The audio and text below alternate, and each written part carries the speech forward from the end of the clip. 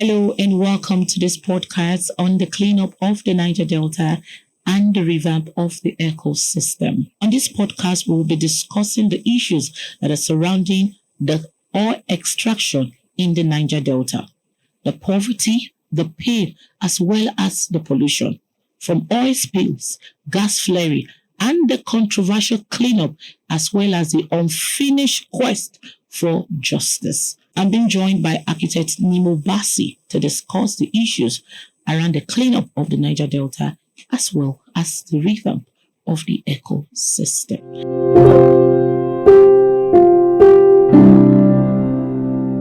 Thank you, sir, for joining us on this podcast. Thank you for focusing on this important topic. All right, so I would just like for you to walk us through the environmental and human cost of oil extraction in the Niger Delta. Oil and gas exploration and extraction has brought unimaginable levels of harm and degradation to the Niger Delta. There has been no respite right from when the first oil well began to produce oil at commercial levels. And that happened in 1958, whereas the drilling of that well was started in 1956. Now, we can say without any level of controversy that oil extraction has brought far more harm than can be imagined or described to the Niger Delta. And we also know that oil has political dimensions to it, and Nigeria's economy, Nigeria's politics has been damaged because of the drive to control oil resources.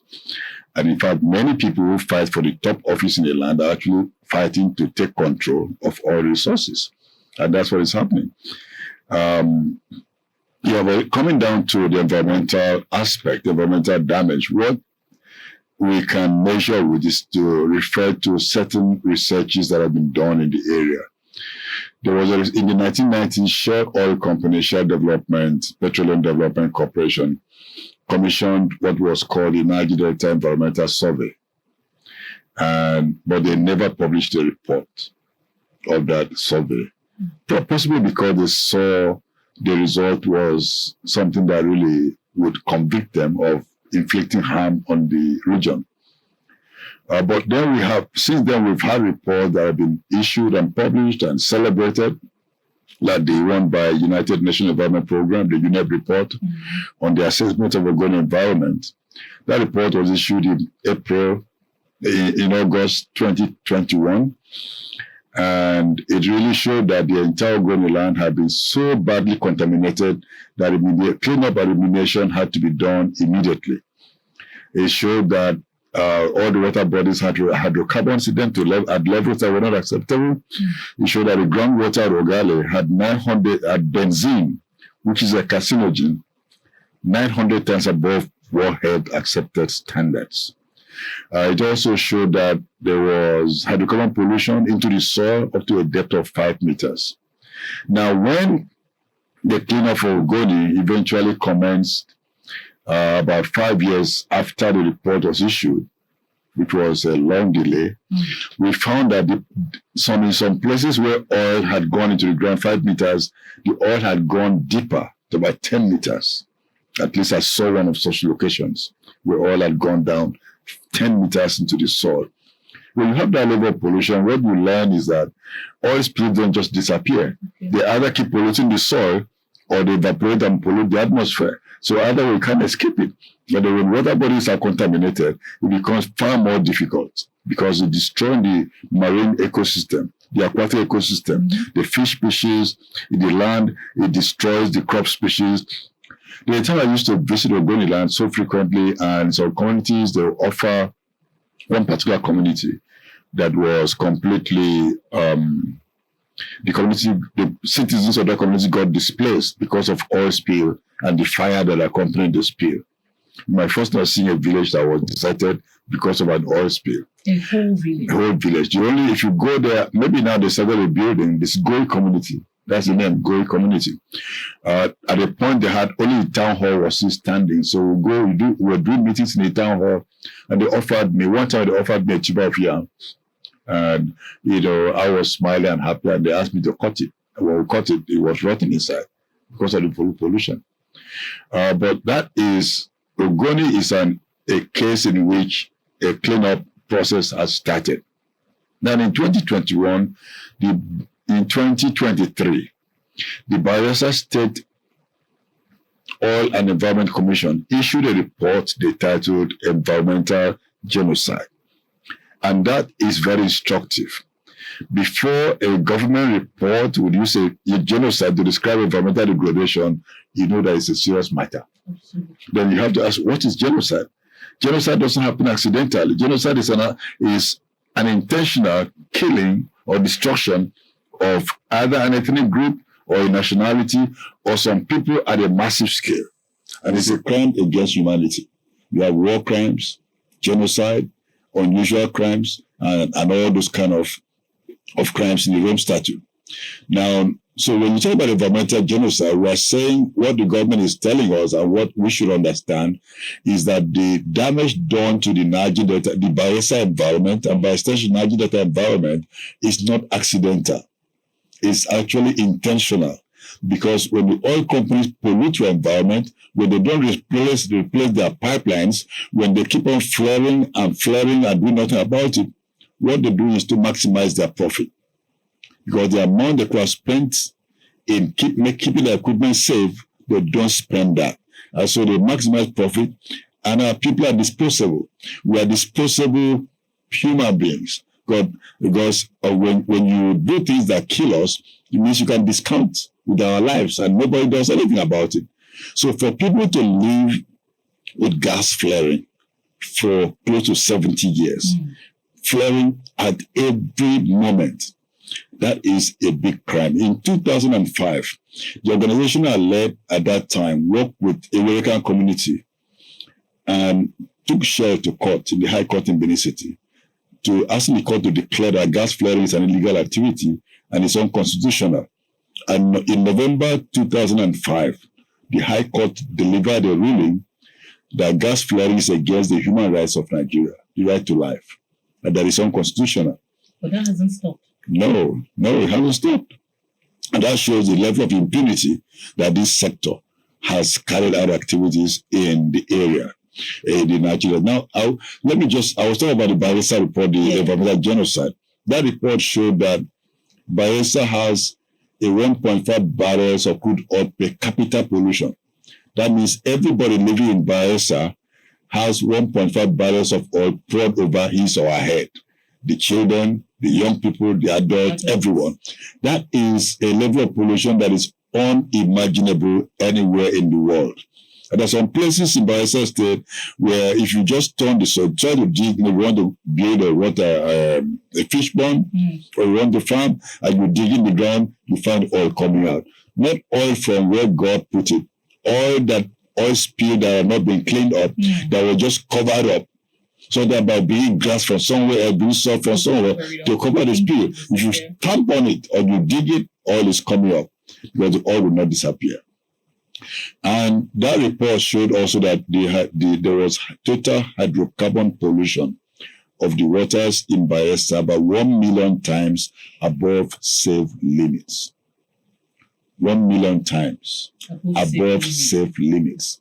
That is incredible. And there's another place off the coast of Aroye in Ondo State. There's an oil well they call Aroye 1 oil well. This oil well was drilled in the 80s, abandoned and capped, was never really produced. But then in 2020, May 2020, that oil well exploded and began to burn and to spill. As we speak right now, it is still burning and spilling. And oil well, nothing is being done. And it's not something that could not be stopped. It could be stopped. In fact, when this accident occurred, or this incident occurred, it was estimated that within 6 weeks it could be stopped. We just need to drill a relief well and then block it off, and it's gone. But again, because of lack of care, this level of impunity is not hidden, it's burning. And the ocean is not deep at that point, just 10 meters. It's not like deep waters. When oil spill happened in the Gulf of Mexico in the United States, the water there was more than 1 kilometer deep. And the well itself was 1.5 kilometers deep below the bottom of the Gulf. And it was stopped. And people were paid for it, and they cleaned up the place. So in the Niger Delta, we've seen a situation where there is total lack of care, total impunity. And it's not just from the oil spill. It also comes from canalization. Oil companies build canals from the shoreline to carry the equipment or to put the pipeline from offshore to onshore. And these canals have divided communities. So it's really amazing, if you're just revealing some truths that are quite, quite scary, for lack of a better word. But I would like to know also, now you spoke about the UNEC report and also the Bielsa Oil Commission report.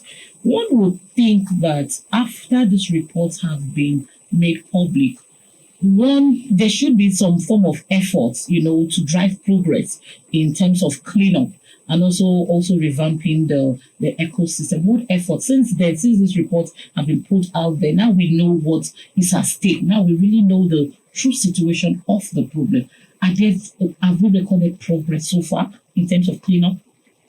Well, the only area we've seen cleanup is in Ogoniland, where the hydrocarbon pollution remediation project has started the cleanup and some efforts in restoration of the environment.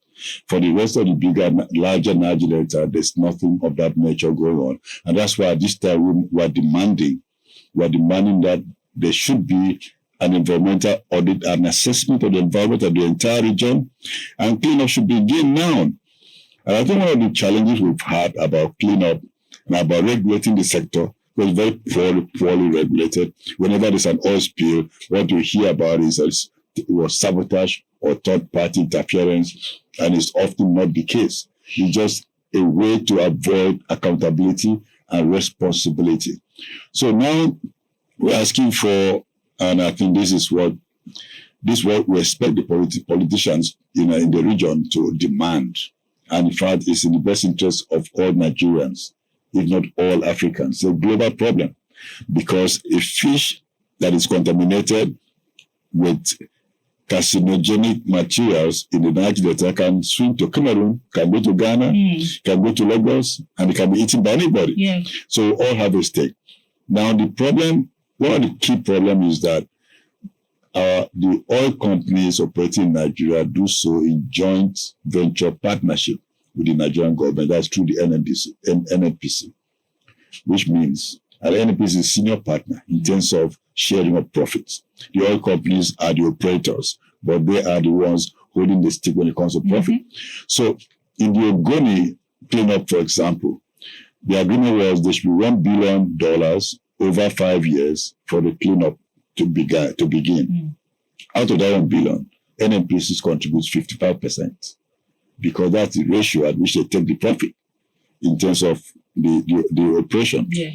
So cleaning up in Niger Delta, which may require maybe let's say 150 or 200 billion every year, NNPs will have to bring 55% or thereabout of that. And so the Nigerian government recognized that they do not want to bring, because their budget every year depends on whatever comes from NNPC. And so they're ready to close their eyes and kill the people, destroy the environment, because they want to run a rickety system that is not workable. That is not working. So many community members, civil society groups, and even individuals, they think that HYPREP, the cleanup that they have done in Ogoni, they have failed in their mandate in terms of their core responsibility when it comes to the cleanup of Ogoniland. What's your take on this? Well, let me make a confession. I've been one of those who try to not to shoot down HYPREP, because if the HYPREP is shut down, the hope of getting that region cleaned up is gone. And secondly, why I think HYPREP needs to be considered more carefully is that there's nowhere else in the world where you have this level of pollution. And so the Niger Delta is like a laboratory of extreme pollution, or laboratory of environmental genocide. which means it's a place to learn. And so HYPREP, nobody has experience of this level of pollution or cleanup. And HYPREP, is also restricted by the kind of system we're running in the country, where you have political jobbers and patronages. We should not come into this. This is a matter of life or death. Yeah. So, having said that, HYPREP has been slow, and there could be many reasons for that. But again, we are seeing some effort being made. There's some things that were not done right. For example, provision of drinking water, which was a case of some emergency provision. Which I think are very elementary things. That wasn't done. That was only done maybe in the court last year or so, or 2 years now that has been done in many of the places where it should have been done right from 2021 when the UNEP report came out. So the cleanup is slow, no doubt about that, but we are seeing effort being made to clean up certain areas. There's some place like the Bono area where up to 1 million or more mangrove stands have been planted, replanted, and when the mangroves begin to grow, it gives you a sign that cleanup is working. Yes. And what I like about the exercise that the community people are involved in, especially the women, in growing the nurseries, raising the nurseries of mangroves and selling to the contractors who are planting, and also being involved in the planting. Because the communities don't own the process and be a part of the process, then it may not be sustainable. But again, communities cannot be involved in the complex technical aspect. But in things of this nature, like replanting the mangrove, community women have knowledge in it. They can learn more and they can be involved in it. So the process certainly is very slow. It's very slow. But it does show a flicker of light that something can be done. And this is that light that needs to be kept aflame. All right. So would you say that political interference as well as corruption has slowed down, this cleanup activity? Well, I would say categorically that corruption has led to the pollution of the Niger Delta. the pollution, because you find, you have bush refineries, or what they call illegal refineries in the bush, and then the oil companies have been very successful in pointing fingers at communities as being responsible. But the real oil theft, oil theft is a major issue that is compounding also the pollution of the area. The real oil theft is not done by the local people, not done by the poor villagers. It's done by those who have access to ocean-going vessels. Because millions of barrels of crude are being stolen, exported, and sold. And now you cannot tell me that any ship can come to Nigerian waters without being detected. They are not invisible.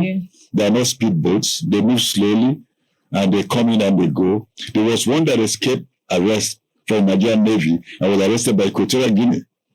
Oh yeah, that's about 2 years ago. We have so many incidents. So there was a time that a ship was caught with a lot of crude oil in there and arrested and detained, and the ship escaped detention. And when it was found in the high seas, it had only seawater in its tanks. And so there's corruption, there's collusion, and there's very lax management of our maritime zones.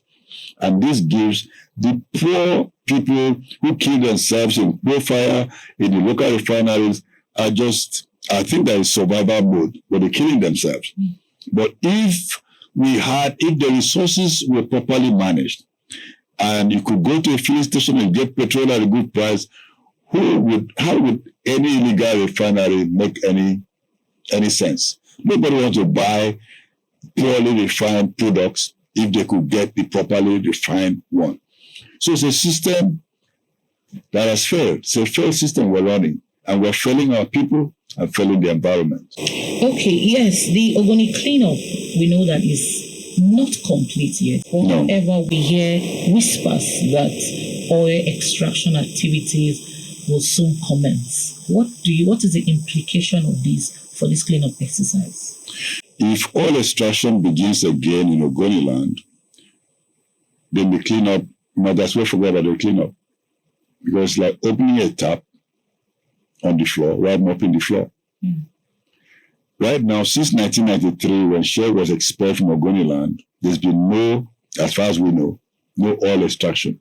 But there are pipelines, Niger pipeline, other pipeline passing there going to Bonny, conveying crude oil, and these pipelines have been busting and polluting the environment. So when you open if you open the old oil wells, you are just simply compounding the problem. And I don't know why anybody should think of opening the oil wells, considering the number of people lost their lives in the struggle to shut down pollution in Ogoniland. Don't forget that Kensaruwa and 8 other Ogoni leaders were killed in 1995. 4 chiefs lost their life, about 3,000 Ogonis were killed. Some Ogoni people were sent on exile or were at the highway displaced. Some are still living in Benin Republic today because of the crisis of the 90s. They can't come back. They don't know home anymore. They just had to go. The trauma of seeing the amount of harm that was done. And so if anybody would come at a time where Kensaruwa and the others have not been exonerated, they were killed by the Nigerian state, we don't talk about pardon. We don't believe that they did anything wrong. They were killed so as to silence opposition to exploitation of fossil fuels in the region. That's probably why they were killed. Because when they were killed, after the verdict, death sentence was issued, they had some days within which to appeal. Before the appeal period elapsed, they were executed. So it was clearly a kangaroo trial, and we demand an exoneration. And, sometimes people will say, well, but we are not Ogoni. Why are you concerned about whether they open the oil wells there or not? But we are all Ogonis. All affected in one way or the other. We are all affected. We share the same environment. We breathe in the same air. We're drinking the same water. And, one thing to know, for example, is that the ocean, there's only one ocean on Earth. You may call it Atlantic Pacific, but the waters are all interconnected. Only one ocean. Only one underground is one water body. And so we all have a stake to ensure that the cleanup is done. So how does the legacy and environment injustice in Ogoniland affect current as well as future demands for justice and compensation in other Niger Delta regions and communities? The Ogoni example was such an excellent example for us to learn from. Because the Ogoni people conducted a very peaceful resistance to the state and to the corporation that has been destroying the Niger Delta. They issued the Ogoni Bill of Rights in 1990, which clearly stated what they demanded. Other nationalities did the same thing. This is declaration. You have the Aklaka Declaration. You have the Oran Bill of Rights. You have, and all the communities, all the ethnic national have also. You find that when you look at all the declarations and charters, they're all asking for the same thing. So the Ogoni model worked and should be adopted. Because even now, when some leaders went to Ese Rock to celebrate or to agree to open the oil wells, as we speak, they've not opened those oil wells because the people on the ground are saying, we need to talk about this matter. We need to see. You're saying that we are not getting benefits. The other communities in Bayelsa State, in Delta State, in Akwa Ibom State, in other parts of River State, in Ondo State, what benefits have they gotten because from the oil I drilled from their communities? Nothing. Do they have schools? Do they have health centers? And in fact, what's the point giving me a health center when you're poisoning me? Exactly. It's like you put a drip in one of my hands and putting medicine, and you put it poison in the other hand. You're telling me that you did. That's why I always say that in terms of corporate social responsibility, in the Niger Delta, it's an oxymoron. It doesn't just make sense because you can't poison the people and say you are helping the people. But we shouldn't give up. We need leaders who can think and care about the life of the people, care about the future. You can't raise a people, you can't raise children in this kind of raising children in this kind of environment without thinking about what they're going to become tomorrow and what will become of the land tomorrow. Absolutely. I like the fact that you said we need leaders. So I'm wondering here, the crop of leaders that we have now, do we need a change of them all, or are we looking into the future to raise new ones? But that is another discussion, of course, for another day. But looking ahead now, what would full restoration and justice look like for the Ogoni people? And what do you think should be the future steps that we can take as a people to ensure that justice is served? All right. Thank you for that question. 3 years ago, the Niger Delta Convergence, which is a coalition, a meeting of environmental groups, social groups, political groups, traditional communities, and so on, issued the Niger Delta Manifesto that lists out the demands of the region.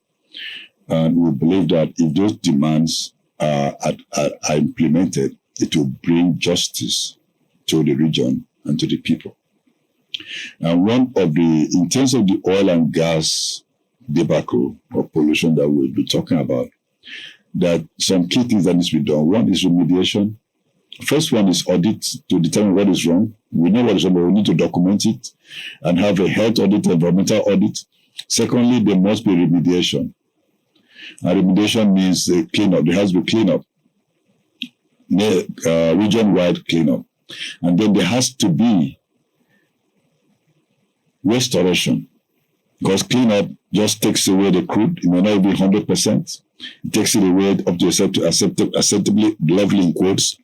And then you begin to restore the environment, which is one thing the HIPEP is trying to do by replanting the mangroves.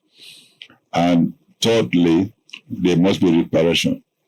People have to be paid compensation for lives lost, for environment, for all they've lost ecologically, the species that have been lost, the water that have been poisoned, what people have suffered. They need to be, we can't sweep it under the carpet. You can't just say, well, it happened. Somebody has to pay for it.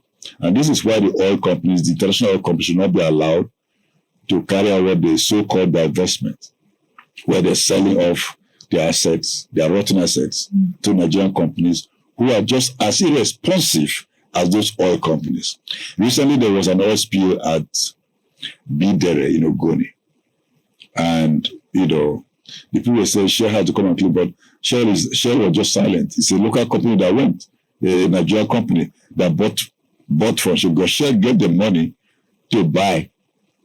Therefore, can you understand that? You want to sell something. Somebody comes to buy from you.